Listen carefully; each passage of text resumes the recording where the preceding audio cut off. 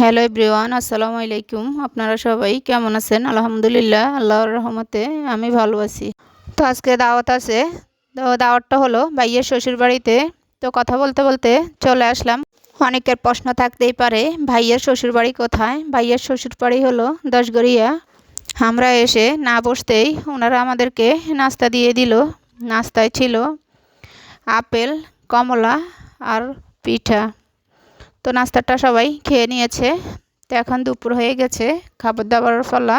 শাকভাজি, কাসকি মাছ ভুনা, ভর্তা, গরুর মাংস, দেশি মুরগি, চিংড়ি মাছ, ডিম, আরও আছে সালাদ। তো কথা বলতে বলতে খাবারটা খেয়ে নিলাম। তো দেখো, এদিক দিয়ে ওনাদের একটা তোতা পাখিও আছে। ও দেখতে অনেকটাই সুন্দর, খুবই ভালো লাগলো ওকে দেখে। তো এটা হলো ওনাদের নতুন বাড়ি। এখনও ওনারা এই বাড়িতে আসে নাই।